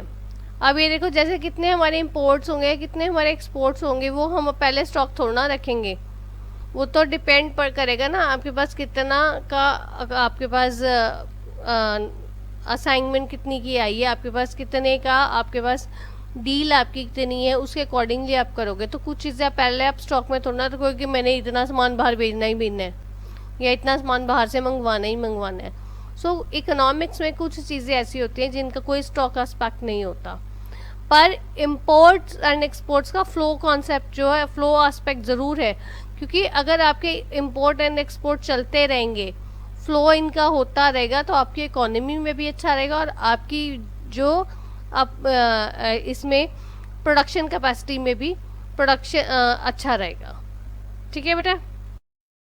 सो अब ये देखो, जैसे म्यूचुअल डिपेंडेंस है, मैंने इसमें की हुई है, ये मैंने आपको शो किया हुआ है। तो इसमें देखो, जो आपका सेविंग बैंक में अकाउंट है, on 5th of May 2021, sorry 5th of January 2021 को आपका अकाउंट में 5 जनवरी 2021 को आपके अकाउंट में, सेविंग बैंक अकाउंट में 20,000 रुपये आए, राइट। सो जो उस एक डेट पे पर्टिकुलर टाइम पे है, डैट इज योर स्टॉक। अब देखो, कुछ पैसे उसमें हर महीने 1000 आप डिपॉजिट करा रहे हो, आप हर महीने 1000 करा रहे हो सकता है आपकी आरडी हो, या आप रेगुलर वैसे ही आप करा रहे हो, तो हर महीने उसमें 1000 रुपया बढ़ता जा रहा है। It means that is the flow. जो आपका फ्लो 1000 रुपये का बढ़ता जा रहा है, तो स्टॉक भी बढ़ रहा है आपका। इन फ्लो और स्टॉक का ये इन्फ्लुएंस है, इंटरडिपेंडेंस है। फ्लो हर महीने 1000 का आ रहा है, तो उससे स्टॉक की क्वांटिटी आपकी बढ़ रही है। आगे वो कहते हैं कि जब मान लो आप उसमें से 200 रुपये हर महीने विड्रॉ कर रहे हो, when you are withdrawing 200 per month, 1000 you are depositing in it and 200 you are withdrawing in it. तो वो जो 200 हर महीने आप विड्रॉ कर रहे हो that is also your outflow, वो भी आपका फ्लो कंसेप्ट है। डिपॉजिट का भी आपका फ्लो कंसेप्ट है। मीन्स 1000 रुपये आप डिपॉजिट कराते हो और आप 200 रुपये निकाल रहे हो तो स्टॉक तो आपका बढ़ ही रहा है ना। इसलिए जो स्टॉक कैश फ्लो है वे दोनों आपस में एक दूसरे के साथ इंटर रिलेटेड है और इंटरडिपेंडेंट है। Today we will discuss sectors of an economy. अब हम इसके बीच में stock and flow, depreciation, investment सब कुछ हम डिस्कस कर चुके हैं। तो अब हमने आगे डिस्कस करने sectors of an economy. Economy में कौन कौन से सेक्टर्स होते हैं, राइट। तो ये देखो, हमारी इकोनॉमी में कोई भी एक इकोनॉमी है उसमें बेसिकली सेक्टर्स कौन से, 4 सेक्टर्स हैं। Number first is house hold sector, producer sector, government sector and external sector. External sector का एक और नाम भी है जिसको हम बोलते हैं rest of the world sector, right. एक इकोनॉमी के 4 सेक्टर्स होते हैं। तो फर्स्ट सेक्टर जो हमारा आता है बेटा वो आता है हाउस होल्ड सेक्टर। अभी हाउस होल्ड सेक्टर्स क्या होता है बेटा? हाउस होल्ड सेक्टर वो होता है जैसे जो आपके घरों में आप सामान खरीदते हो। अब देखो कोई भी यहाँ पे फैक्ट्रीज लगी है, मैन्युफैक्चरिंग यूनिट्स है, वो किसके लिए सामान बनाते हैं? वो हम हाउस होल्ड्स के लिए, अल्टीमेट कंज्यूमर्स जो हम हाउस होल्ड्स है ना, अगर हम लोग उनसे चीज़ें लेंगे तभी वो बनाएंगे। हाउस होल्ड सेक्टर एक बहुत इंपॉर्टेंट सेक्टर है क्योंकि ये अल्टीमेट कंज्यूमर है। We are the consumers. कोई भी चीज़ है, आप नेसेसिटी ले लो, फ्रूट्स एंड वेजिटेबल्स ले लो, मिल्क ले लो, सीरियल्स ले लो, या आप कोई गारमेंट्स ले लो, व्हीकल्स ले लो, आप कुछ भी चीज़ ले लो, वो बेसिकली तो हाउस होल्ड सेक्टर ही है जो वो कंज्यूम करता है। हमारे लिए ही चीज़ें बनती हैं। आप लोग जैसे यू बीइंग द स्टूडेंट्स, आप बुक्स खरीद रहे हो, आप स्टेशनरी का सामान खरीद रहे हो, नोटबुक्स खरीद रहे हो, वो किस लिए, जो आपके इंडस्ट्रियलिस्ट है वो किस लिए बनाते हैं? पब्लिशर्स जो हैं वो आपकी बुक्स किस लिए पब्लिश करते हैं? बेसिकली कि स्टूडेंट्स आएँ और वो बुक्स को पढ़ें, उनसे नॉलेज लें, और आप उनके रजिस्टर्स या उनके स्टेशनरी आइटम्स आप खरीदो और वो आप यूज़ करो ताकि आपकी नॉलेज में और इंक्रीज़ हो और आप प्रॉपरली उसको रिटन फॉर्म में, या मतलब अच्छे से आप उसके नोट्स बना के उसको अच्छे से लर्न कर सको और आप उसको रिटन फॉर्म में अपने पास रख सको, ठीक है। अल्टीमेट कंज्यूमर कौन होता है? हाउस होल्ड सेक्टर ही है, हर चीज़ का, हर प्रोडक्ट का, ठीक है। तो ये तो है हमारा हाउस होल्ड सेक्टर। जितने भी हमारी गुड्स एंड सर्विसेज जो भी हमारे को मिलती हैं वो सारी की सारी हाउस होल्ड सेक्टर कंज्यूम करता है। अब दूसरी बात आती है हमारी प्रोड्यूसर सेक्टर की। अब प्रोड्यूसर सेक्टर कौन सा होता है? प्रोड्यूसर सेक्टर हमारा ना जहाँ पे हमारी मैन्युफैक्चरिंग होती है, आपकी फर्म्स होगी, इंडस्ट्रीज होगी, वो सारी आपके प्रोड्यूसर सेक्टर में आ जाता है। तो ये जो प्रोड्यूसर सेक्टर है, अब देखो हाउस होल्ड सेक्टर को गुड्स मिली, वो कहाँ से मिली? किसी ने तो वो चीज़ें बनाई है ना। तो वो जो चीज़ें बनती हैं वो बनती है प्रोड्यूसर सेक्टर में। तो वो प्रोडक्शन करता है गुड्स और सर्विसेज की। लाइक अभी जैसे मैंने आपको एग्जांपल दी आपकी स्टेशनरी आइटम्स की, बुक्स की, तो वो कहीं तो बनती है ना। आपकी स्टेशनरी आइटम्स या बुक्स पब्लिश कहीं तो हो रही है, प्रिंटिंग कहीं तो हो रही है, तो वो कहाँ हो रही है? वो प्रोडक्शन सेक्टर में हो रही है, प्रोड्यूसर सेक्टर में होती है, ठीक है। थर्ड हमारा आता है गवर्नमेंट सेक्टर। अब हमारा गवर्नमेंट सेक्टर कौन सा है? गवर्नमेंट सेक्टर हमारा वो होता है जो पब्लिक सेक्टर होता है। ये वो है जिसमें जो गवर्नमेंट सेक्टर है वो बेसिकली उसका प्रॉफिट मोटिव नहीं होता है। जैसे हमारा प्राइवेट सेक्टर है, उनका प्रॉफिट मोटिव होता है क्योंकि they have to earn money. जो हमारे गवर्नमेंट सेक्टर है उसका प्रॉफिट मोटिव नहीं होता है, बट उसका जो मोटिव है वो सोशल वेलफेयर है, for the social welfare of the economy. जो गवर्नमेंट सेक्टर है वो हमारे को सर्विसेज, जो भी आपको गुड्स या सर्विसेज प्रोवाइड करते हैं, वो आपको रीजनेबल रेट्स पे मिलती हैं, अफोर्डेबल रेट्स पे मिलती हैं, सो डैट जो आपके lower section of the society भी हैं, जो आप गरीब इंसान भी है, वो भी आपके आराम से चीज़ें ले सकें, ठीक है। अब जैसे आपकी रेलवेज़ है, रेलवेज़ गवर्नमेंट सेक्टर में है, तो ये जो है देखो इसमें अलग अलग रेट्स पे आपको टिकट मिल जाती है। 1 tier AC, 2 tier AC, 3 tier AC, sleeping, है ना, स्लीपिंग उसमें जिसमें मर्जी आप ले लो। अगर आपके पास बिल्कुल आप उसमें अफोर्ड नहीं कर सकते हो, like TikTok you can't afford, तो आप जनरल के डब्बे में बैठ के, जो गरीब लोग हैं वो सारे जनरल के डब्बे में बैठ के जा सकते हैं। सो गवर्नमेंट सेक्टर का मेन पर्पस क्या है कि उसको वो अपनी जो उसकी पब्लिक है, जो वहाँ पे सिटीजन्स हैं, उन सबको वो वेलफेयर प्रोवाइड कर सके, वो उनको सबको फैसिलिटी दे सके एक अफोर्डेबल प्राइस पे। इसकी बेटा आपको मैं एक एग्जांपल और देती हूँ। अब जैसे आप देखो, एजुकेशन सेक्टर ले लो या आप मेडिकल फैसिलिटीज़ ले लो, कहीं पे भी गवर्नमेंट हॉस्पिटल में और प्राइवेट हॉस्पिटल में बहुत डिफरेंस है। जो गवर्नमेंट हॉस्पिटल में वही आपको फैसिलिटी कम रेट पे मिलेगी और प्राइवेट में आपको वही फैसिलिटी ज़्यादा रेट पे मिलेगी। ठीक है, ऐसे ही अगर आप गवर्नमेंट स्कूल्स में पढ़ते हो तो वहाँ पे फीस नॉमिनल है और प्राइवेट स्कूल में फ़ीस ज़्यादा है। सो गवर्नमेंट सेक्टर का ये एम होता है तो कि सारी अपनी जो जितने भी उनके सिटीजन्स हैं, सारी उनकी जो पब्लिक है, उन सबको वो वेलफेयर प्रोवाइड कर सके। ठीक है, तो अभी तक हमने 3 सेक्टर्स पढ़े। Now comes a 4th sector, that is your external sector. अब एक्सटर्नल सेक्टर को हम rest of the world sector भी कहते हैं, मतलब जो हमारे देश के बाहर वाले सेक्टर्स हैं वो। ठीक है, तो it includes all such activities जिसके एक्सटर्नल सेक्टर में हमारे जो एक्सपोर्ट्स हैं, इम्पोर्ट्स हैं, वो सब आते हैं। अब देखो, एक डोमेस्टिक टेरिटरी में तो एक्सपोर्ट इम्पोर्ट होते नहीं है, आप दूसरे नेशन से करते हो, दूसरी कंट्री से एक्सपोर्ट करते हैं या इम्पोर्ट करते हैं। हम सामान, गुड्स एंड सर्विसेज हम इम्पोर्ट करते हैं या एक्सपोर्ट करते हैं। वो जो हम गुड्स हम एक्सपोर्ट या इंपोर्ट कर रहे हैं, वो सारे के सारे हमारे एक्सटर्नल सेक्टर में आते हैं। ठीक है, तो ये आपके 4 सेक्टर्स ऑफ एन इकोनॉमी है। आगे करेंगे। Now comes intersectoral flow. ये बहुत इंपॉर्टेंट है, इंटरसेक्टोरल फ्लो। अभी देखो बच्चे, मैंने आपको 4 सेक्टर्स करवाए हैं कि there are 4 sectors in an economy. अब ये जो चारों सेक्टर्स हैं, ये एक दूसरे के साथ बहुत ज़्यादा इंटर रिलेटेड है, ये डिपेंडेंट है। ये एक इनकी एक्टिविटीज़ जो है एक दूसरे के साथ इंटरडिपेंडेंट है। अगर एक सेक्टर नहीं होगा तो दूसरे का सर्वाइवल बहुत मुश्किल है, राइट।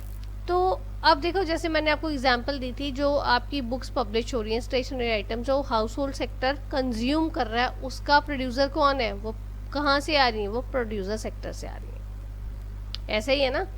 और ये जो आपके प्रोड्यूसर सेक्टर से आ रही है, तो ये दोनों मतलब प्रोड्यूसर आपको सर्विस कुछ बना के दे रहा है, वहाँ पे प्रोडक्शन सारी हो रही है, जो आपकी अल्टीमेट कंज्यूमर्स हाउस होल्ड्स हैं उनको वो दे रहे हैं। तो ऐसे ही इंटरडिपेंडेंट होते हैं, ऐसे सारे चारों सेक्टर्स आपस में इंटर रिलेटेड है। ये जो इंटर रिलेटेड है एक तरीके से, दूसरे तरीके से, इसको हम इंटरसेक्टोरल इंटरडिपेंडेंस कहते हैं, right. So this intersectoral interdependence lead to intersectoral flows.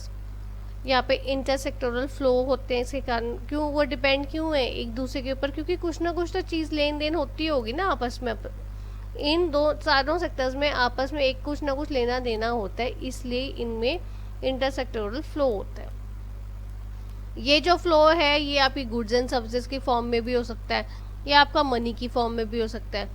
Goods and services भी देते हैं, जैसे आपके प्रोड्यूसर सेक्टर से गुड्स एंड सर्विसेज आपको हाउस होल्ड सेक्टर में मिलती हैं, और आपकी मनी की फॉर्म में भी हो सकता है।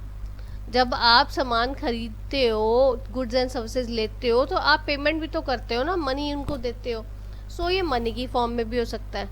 अब जो गुड्स एंड सर्विसेज की फॉर्म में इंटरसेक्टोरल फ्लो होता है उसको हम रियल फ्लो कहते हैं, और जो मनी की फॉर्म में होता है उसको हम मनी फ्लो कहते हैं, राइट। जो इंटरसेक्टोरल फ्लो दो सेक्टर्स के बीच में आपस में फ्लो होता है वो गुड्स एंड सर्विसेज का होता है, उसको हम रियल फ्लो कहते हैं। और जो मनी की फॉर्म में होता है दो सेक्टर्स के बीच में फ्लो, उसको हम मनी फ्लो कहते हैं।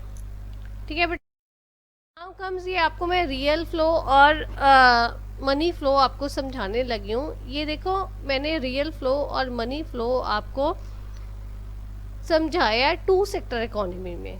ये इसलिए मैंने आपको 2 सेक्टर इकोनॉमी में आपको समझाया है ताकि आप लोगों को इसीलिए आराम से समझ आए, आप लोग कंफ्यूज ना हो। तो बेसिकली हमारे जो आपके +2 के लेवल पे है भी 2 ही सेक्टर्स, हाउस होल्ड सेक्टर और प्रोड्यूसर सेक्टर आप लोगे, तो उनके बीच में आपस का फ्लो बताया ताकि आपको ज़्यादा कॉम्प्लिकेशन ना हो। ठीक है, अब जैसे ये आपको मैंने एक चार्ट बनाया हुआ है, इसमें देखो हाउस होल्ड सेक्टर है और प्रोड्यूसर सेक्टर है। ठीक है बेटा। सो ये हमारा हाउस होल्ड सेक्टर है और ये हमारा प्रोड्यूसर सेक्टर है। प्रोड्यूसर सेक्टर को हम फर्म्स भी बोलते हैं क्योंकि वहीं पे हमारी सारी गुड्स एंड सर्विसेज की प्रोडक्शन होती है। अब ये देखो, यहाँ पे जो goods and services producer sector में या फर्म सेक्टर में जो भी हमारी गुड्स एंड सर्विसेज प्रोड्यूस होंगी वो कहाँ जा रही है? अल्टीमेट कंज्यूमर कौन है? House hold. ठीक है, इसने गुड्स बनाई और ये सारी की सारी गुड्स एंड सर्विसेज बना के बेची कहाँ पे? फर्म्स ने हाउस होल्ड सेक्टर में। अब हाउस होल्ड सेक्टर ने बेची है, यहाँ पे चैरिटी तो नहीं की, उसने बेची है। तो हम लोग घर में कोई चीज़ खरीदते हैं, अगर आप मार्केट से कोई गारमेंट खरीदते हो, कोई कपड़ा खरीदते हो, ड्रेस खरीद रहे हो, तो उसके लिए आपको पेमेंट करनी पड़ेगी। पेमेंट किस में होती है? मनी में। सो हाउस होल्ड सेक्टर उसकी वो सर्विसेज जो वो यहाँ पे देता है, जो मतलब ये सॉरी मैंने आपको गलती से बोल दिया, वो मैंने आपको मनी फ्लो में बताना था। ये देखो, रियल फ्लो में गुड्स एंड सर्विसेज प्रोड्यूस की है, ये हाउस होल्ड सेक्टर को दी। अब ये यहाँ पे देखो, जो आपका प्रोड्यूसर सेक्टर है, ठीक है, प्रोड्यूसर सेक्टर में जो काम कर रहा है, इसके जो फैक्टर्स है प्रोडक्शन होते हैं, लैंड, लेबर, कैपिटल, एंटरप्रेन्योर, चार जो हमारे फैक्टर्स हैं ऑफ प्रोडक्शन जो आपने +1 में पढ़े हैं, वो सारे के सारे हाउस होल्ड सेक्टर प्रोवाइड कर रहा है। लैंड, लेबर कौन दे रहा है? हाउस होल्ड सेक्टर दे रहा है। तो ये सारी फैक्टर सर्विसेज जो प्रोवाइड करता है वो हाउस होल्ड देता है, और ये हमने गुड्स जो है यहाँ से यहाँ लाए। यहाँ पे हम मनी की बात नहीं करेंगे क्योंकि ये रियल फ्लो है, गुड्स एंड सर्विसेज हो रही हैं। ठीक है, ये प्रोड्यूसर सेक्टर चीज़ें बना के finish goods house hold sector को दे रहा है, और हाउस होल्ड सेक्टर सारी अपनी फैक्टर सर्विसेज जो है लैंड, लेबर, कैपिटल, एंटरप्रेन्योर, वो सारी की सारी सर्विसेज प्रोवाइड कर रहा है प्रोड्यूसर सेक्टर को। ठीक है बच्चे, ये हमारा real flow. Come to money flow. Money flow में हमारी इसमें गुड्स की लेन देन नहीं होती है, मनी फ्लो में हमारी मनी की लेन देन होती है। ठीक है, तो अब जब देखो यहाँ पे भी ये भी आपको 2 सेक्टर इकोनॉमी से ही समझाया जा रहा है। ये हाउस होल्ड सेक्टर और प्रोड्यूसर सेक्टर या फर्म्स है। तो हाउस होल्ड सेक्टर से बेटा देखो, हमने जब गुड्स पहले हमने खरीद चुकी हैं तो उसकी वो एक्सपेंडिचर भी तो करोगे ना, पेमेंट करोगे, एक्सपेंडिचर इनको दोगे गुड्स की, वो प्रोड्यूसर सेक्टर के पास जाएगी। परचेज जो आपका जो आपका खर्चा हुआ है, एक्सपेंडिचर हुआ है परचेज ऑफ गुड्स पे, और जो आपका ये प्रोड्यूसर सेक्टर या फर्म्स है, ये आपको जो आपने सर्विसेज रेंडर की थी, पहले आपने देखा था हाउस होल्ड सेक्टर ने सर्विसेज रेंडर की हैं, लैंड, लेबर, कैपिटल और एंटरप्रेन्योर, वो सारी सर्विसेज जो है वो हाउस होल्ड सेक्टर को पेमेंट कर रहा है। वो फ्री में तो नहीं कर रहे ना, उसकी सारी पेमेंट हो रही है। तो ऐसे हाउस होल्ड सेक्टर और प्रोड्यूसर सेक्टर में ऐसे हमारा मनी फ्लो होता है, इसलिए ये आपस में इंटरडिपेंडेंट रहते हैं। ये जो आपका रियल फ्लो और मनी फ्लो मैंने आपको समझाया, रियल फ्लो जिसमें आपकी गुड्स एंड सर्विसेज की एक्सचेंज हुई है, और मनी फ्लो जिसमें आपकी मनी की एक्सचेंज हुई है, फ्लो हुआ है। तो ये 2 सेक्टर्स से समझाया मैंने, दोनों के दोनों सेक्टर्स में देखो ये सर्कल अगर चलता है तभी आपकी प्रोडक्शन होती है, तभी आपकी इसलिए प्रोडक्शन होती है, और आपके सर्वाइवल भी तभी पॉसिबल है। इस कारण ये जितने हमारे 4 की 4 सेक्टर्स हैं, सारे के सारे हमारे आपस में इंटर रिलेटेड है, इंटरडिपेंडेंट है। Okay, now comes 3 faces of circular flow. Circular flow of income के हमारे 3 फेसेस होते हैं, वो 3 फेसेस हम लोग डिस्कस करेंगे। इसका प्रॉपर ये देखो चार्ट बनाया है, फ्लो चार्ट बनाया है। तो ये आपको अगर एग्ज़ाम में पेपर में क्वेश्चन आता है तो आप इसी तरह से आप एक सिंपल चार्ट बनाओगे। अगर आपको हेक्सागन बनाना मुश्किल लग रहा है, मतलब हेक्सागन फॉर्म में, टिपिकल हेक्सागन नहीं क्योंकि इक्वल रेगुलर हेक्सागन नहीं है, हेक्सागन फॉर्म्स में है, शेप्स में है, तो आप सिंपल सर्कुलर या रेक्टेंगल फॉर्म में बना दो। अगर नहीं बनाना आप ऐसे भी लिख दोगे, even though you will get good marks. ठीक है, तो चलो अभी हम शुरू करते हैं। जो सर्कुलर फ्लो ऑफ इनकम है, 3 फेजेस उसके कौन कौन से हैं? फर्स्ट फेज है हमारा जो यहाँ पे है, that is production of goods and services. ठीक है, पहला phase production of goods and services है, दूसरा जनरेशन और डिस्ट्रीब्यूशन ऑफ इनकम है, और third disposition of expenditure of income है। ये हमारे 3 फेजेस हैं सर्कुलर फ्लो के। अब हमने इसको डिस्कस करते हैं हम लोग डिटेल में, कि मैं आपको ये समझाती हूँ कैसे होता है। इस चीज़ में एक ध्यान रखना है कि सर्कुलर फ्लो ऑफ इनकम जो है ये कंटिन्यूस है, ये नेवर एंडिंग है, ये रुकता कहीं पर ही नहीं है, चलता रहता है, कंटिन्यूस प्रोसेस।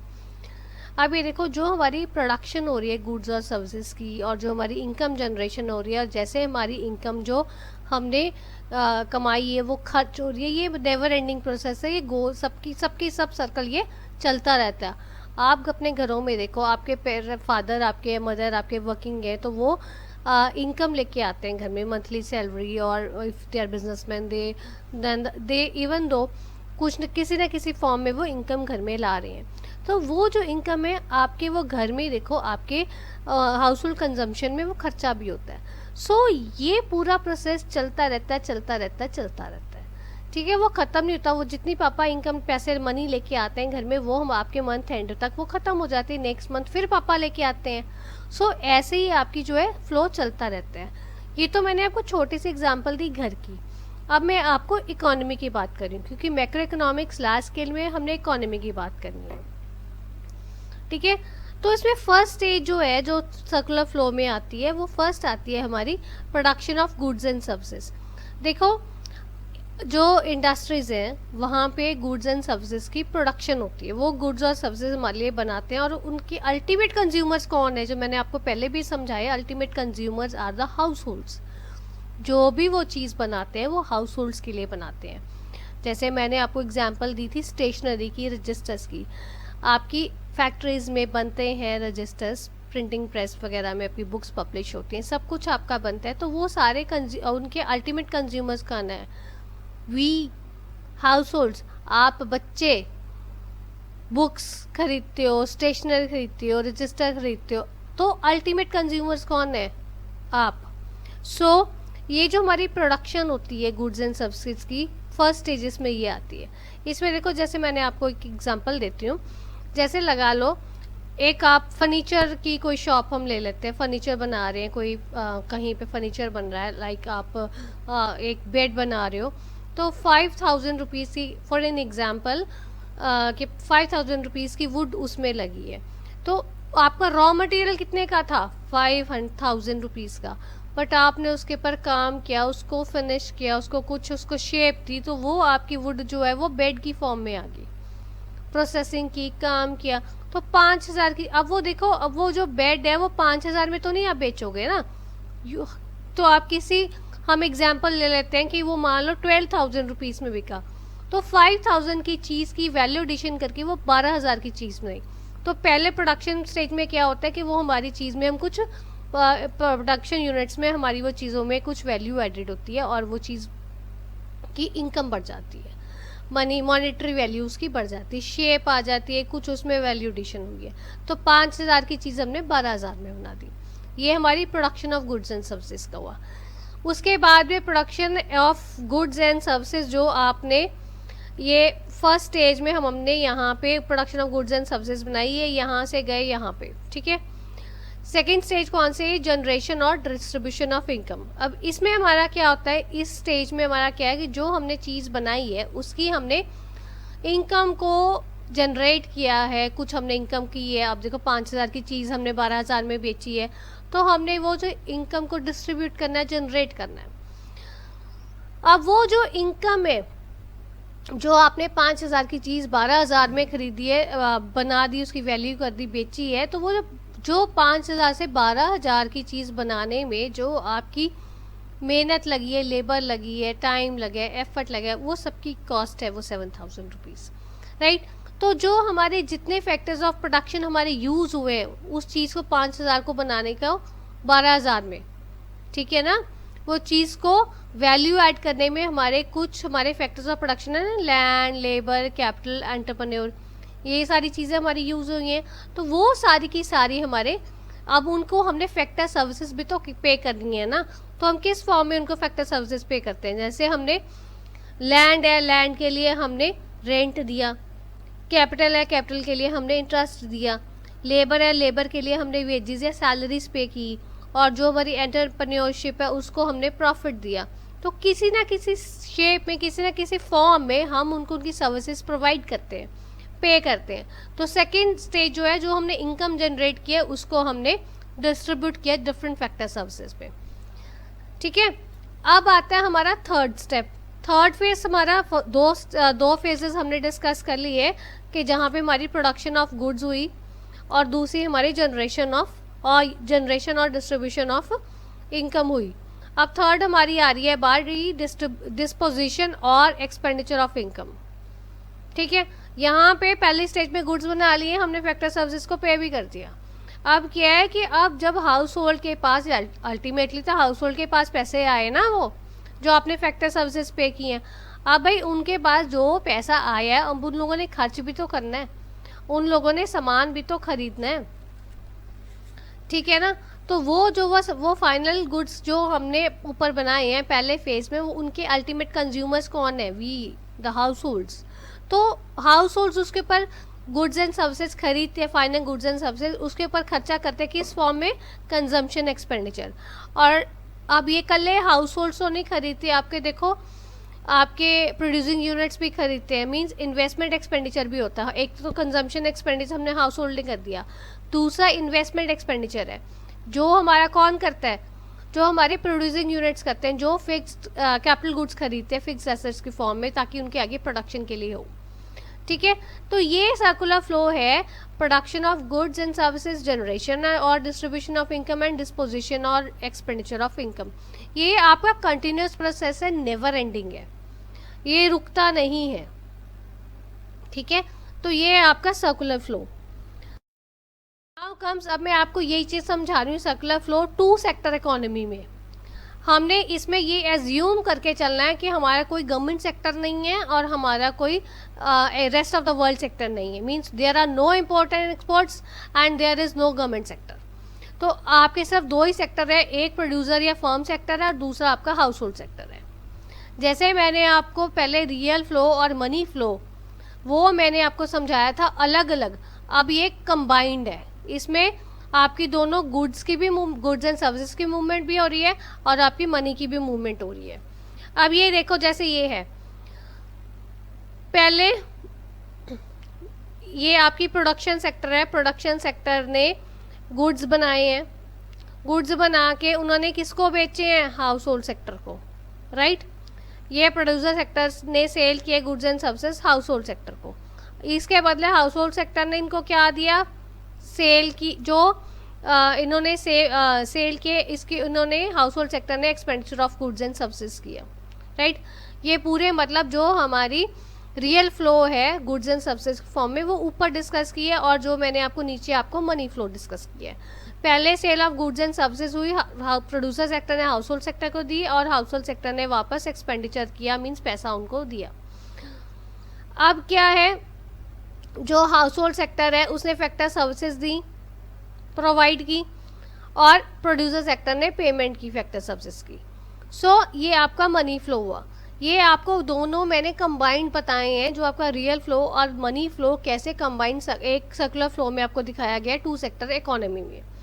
इसके बीच में आपने एक चीज़ ध्यान रखनी, ये कुछ एजम्पशंस पे चला, जैसे मैंने आपको पहले ही समझाया है कि एक तो यहाँ पे सिर्फ दो ही सेक्टर्स हैं, एक हाउस होल्ड सेक्टर और एक प्रोड्यूसर सेक्टर, और दूसरा हाउस होल्ड सेक्टर जो है जितना वो पैसा कमा रहा है सारा का सारा वो गुड्स एंड सर्विसेज में लगा रहा है खरीदने में, वो कुछ अपनी सेविंग इनकम जो है वो बचा के नहीं रख रहा, मतलब वो कुछ सेव नहीं कर रहा है, सारी की सारी जितनी इनकम वो जनरेट करता है फैक्टर सर्विसेज की, फैक्टर पेमेंट्स के फॉर्म में वो जितनी जनरेट कर रहा है वो सारी सारी वो खर्च कर देता है। ठीक है, और ये क्लोज इकॉनमी है, यहाँ पे कोई मतलब rest of the world sector नहीं है, सिर्फ डोमेस्टिक सेक्टर ही है।